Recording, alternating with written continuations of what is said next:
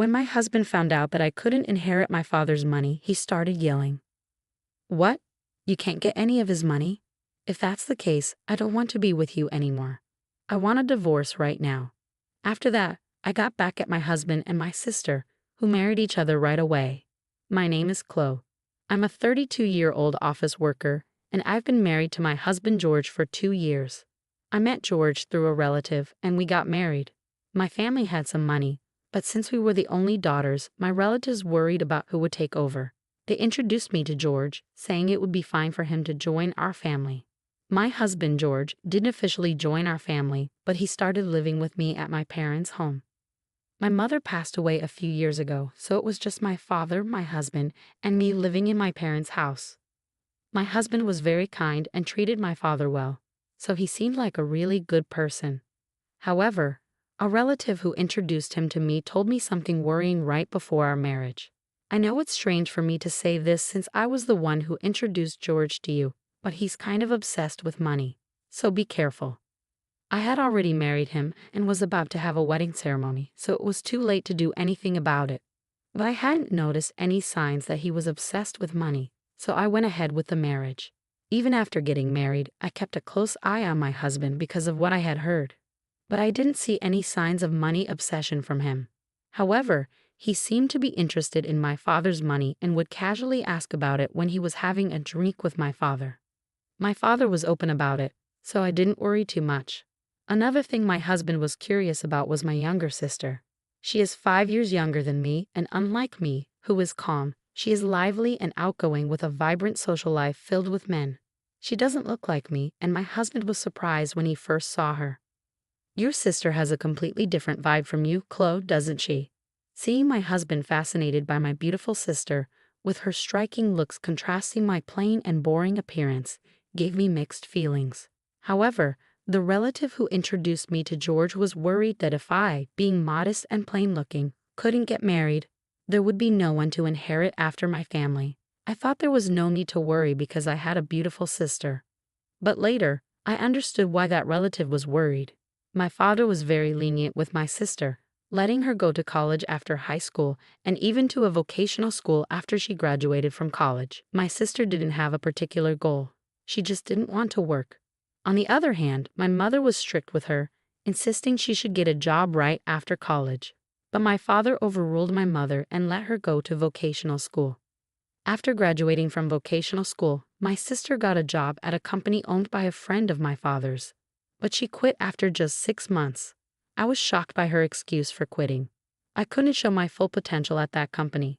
My mother and I were puzzled by how my sister spoke as if she had already mastered her job after only 6 months. But my father believed her and quickly arranged for her to work at a different company. After a while at the new job, our mother fell ill and had to be hospitalized. While our mother was in the hospital, my sister visited every day, often skipping work. Eventually, she quit that job too, claiming she needed to take care of our mother. However, her idea of caregiving mostly involved being in the same room as our mother, chatting or spending most of her time staring at her smartphone in the waiting room. After our mother passed away, I took on the responsibility of managing her affairs, including picking up her laundry from the hospital and ensuring she had fresh clothes. Meanwhile, my sister wasn't much help. Our mother may have enjoyed having her around to chat with, but as her health declined over a month, she couldn't even hold conversations anymore. Within 2 weeks of her condition worsening, she passed away. Both my father and sister were too shocked to arrange the funeral, so I took charge of that. Thankfully, our relatives pitched in, and we gave our mother a proper farewell. Following our mother's death, my sister moved out of our parents' house and started working part-time. However, her earnings weren't enough to cover her rent and utilities, so our father began footing those bills. It seemed she was spending her money on fun rather than saving. Whenever her part-time income fell short, she turned to our father for financial support. Our mother used to be strict with her, so even when she started working, our father didn't give her an allowance. Now, though, he provides her with whatever she needs. I realized that both my father and sister were content with their financial arrangement, so I didn't see any issue. Even after I got married and moved in with my husband at my parents' place, my father continued giving my sister an allowance. At that time, I didn't notice, but it turns out my sister was also asking my husband for money. and he was giving it to her willingly. He couldn't refuse her and told her to keep it a secret from me, saying, "Don't tell Chloe about this, okay? She might get jealous." My sister lived off this allowance from our father and the money from my husband, doing part-time work when she felt like it. However, this lifestyle couldn't last because our father fell ill and had to be hospitalized. While I juggled visits to the hospital between work and caring for our father, my sister never showed up. Instead, she started calling me and demanding money. "Since I've been getting money from Dad every month, I need you to continue that. The rent and utility bills are all being paid from Dad's account anyway," she said angrily, revealing this information for the first time. I was furious with my sister. Instead of worrying about our hospitalized father, she was only concerned about her own finances. Despite wanting to hang up, I knew my sister was also in a tough spot, so I asked her how much money our father was giving her each month. "How much does Dad give you each month? You really need to find a job soon and start supporting yourself." In a grumpy tone, my sister replied, "Stop nagging me. I was getting $1,000 every month, not including rent." I was taken aback by my sister proudly stating the amount.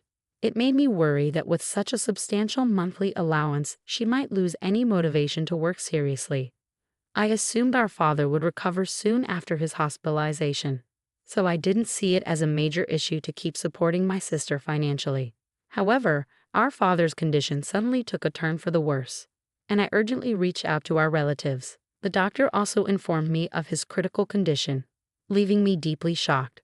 I desperately needed support from my husband during this tough time, but he claimed to be busy with work and rarely visited the hospital. When he did come, he'd ask insensitive questions like, "Your father must have a huge inheritance, right? Since you and your sister are the only heirs, you'll split it evenly, won't you?" I was speechless in response to my husband's focus solely on the inheritance. It dawned on me that this was what my relatives meant when they warned me about his obsession with money. I felt a deep sense of disappointment. Even when I called my sister to tell her about our father's critical condition, she only cared about her own financial needs. "Forget about that. Just make sure you keep sending me money every month. I can't survive without it." The call ended abruptly. I was furious at my sister's selfish words, but I also felt uneasy hearing a faint male voice in the background that I recognized all too well. It gave me a sinking feeling. About a month later, our father passed away, but neither my sister nor my husband was present in his final moments. Having gone through my mother's funeral, I understood the weight of organizing such an event. To add to the burden, neither my husband nor my sister offered any help. My sister didn't even attend the funeral. My husband did show up, but as soon as it ended, he disappeared, citing work. Even the relative who introduced us noticed his absence and questioned me about it. "What's going on with your husband? It's odd for him to be missing like this, isn't it?" All I could manage was a bitter smile in response. "He seems tied up with work. He had to head back home," I explained to the relative, who sighed in response. Yet it was I who wanted to sigh just as much. After the whirlwind of my father's funeral settled, my husband approached me with a smirk on his face. "Finally done, huh? So how much did you inherit? Even if it's split between the two of you, it's gotta be a tidy sum, right?"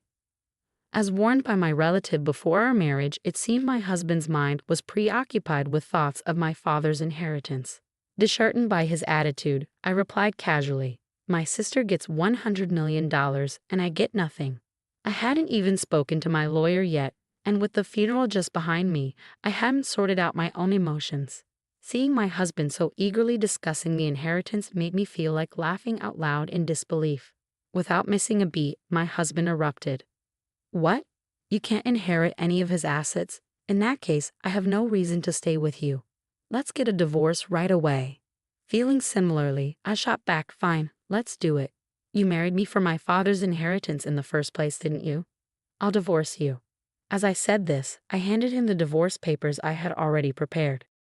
He seemed a bit taken aback as I brought them out, almost as if he expected it, but he signed them nonetheless. Just before leaving, he uttered these words as my now ex-husband.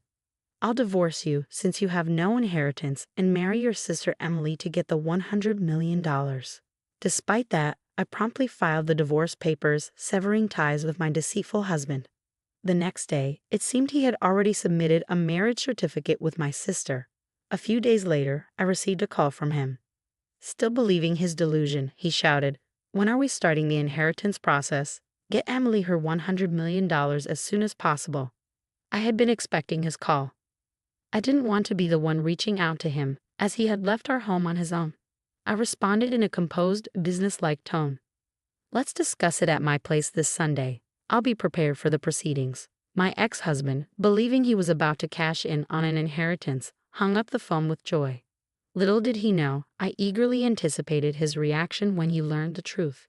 When the weekend arrived, both he and my sister came to my parents' house, surprised to find a lawyer waiting there. Nevertheless, my ex-husband seemed confident. "Of course you need a lawyer when there's an inheritance involved," he remarked. Then, with a puzzled expression, the lawyer addressed my ex-husband.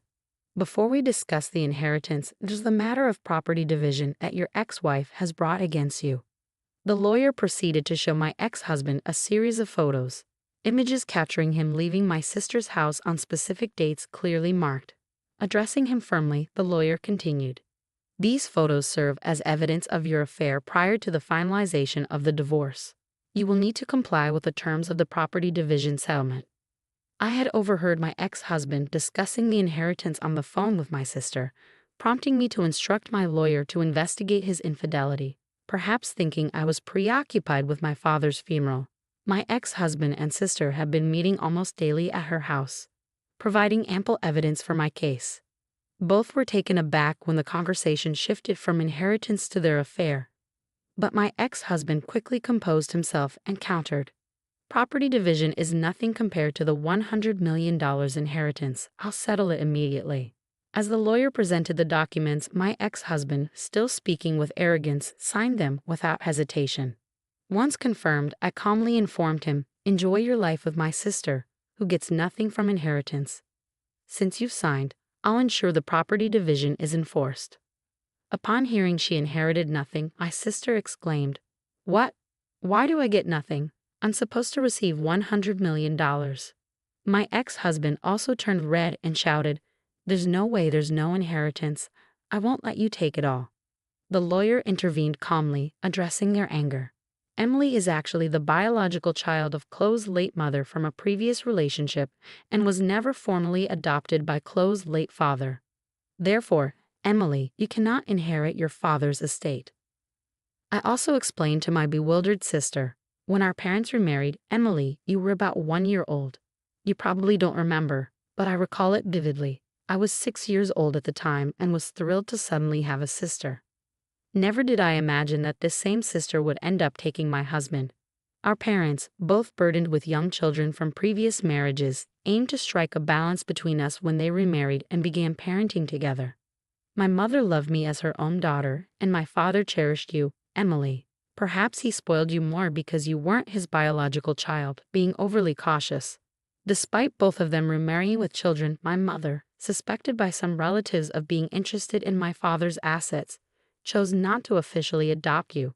Those relatives who consistently recommended suitors for me did so knowing I was the sole heir to our father's wealth.